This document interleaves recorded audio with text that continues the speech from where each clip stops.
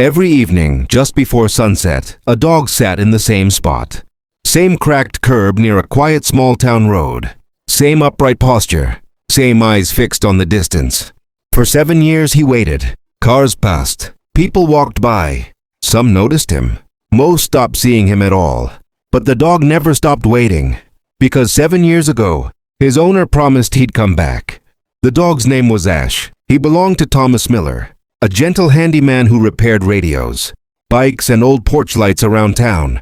Ash followed Thomas everywhere. One evening, Thomas packed a small duffel bag. "Stay right here, buddy," he said, kneeling. "I'll be back before sunset tomorrow." Ash wagged his tail. That night, Thomas left town and never returned. The first day, Ash waited calmly. The second day, he waited longer. By the third day, neighbors tried to take him home. He pulled away. By the seventh day, he refused to eat unless food was placed beside the curb.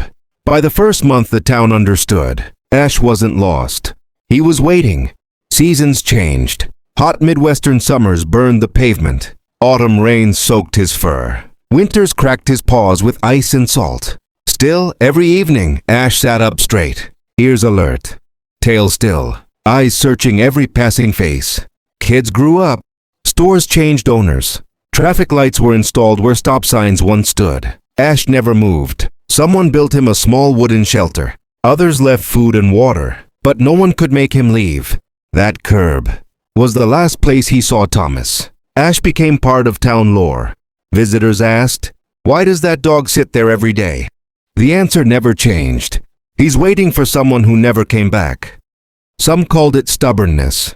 Others called it loyalty. Ash didn't care. Every sunset still looked like hope.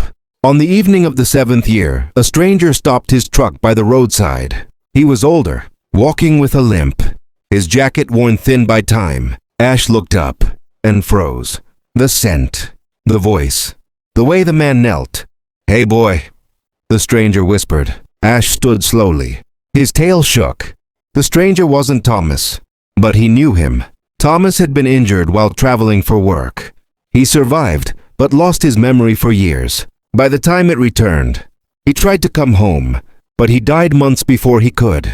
The stranger reached into his coat and pulled out something old, a faded leather collar. Ash sniffed it once, then whimpered softly. He understood. For the first time in 7 years, Ash didn't sit. He lay down beside the curb. The waiting was over. That night, Ash slept deeply. No scanning headlights, no lifted ears, no hope stretched thin, just rest. Ash never returned to that spot again. He stayed near the town square, calm and gentle. When he passed quietly one morning, the town buried him near the curb. They placed a small plaque. He waited. He loved. That was enough. And some evenings, when the sun hits the road just right, people swear they still see a dog sitting there, waiting.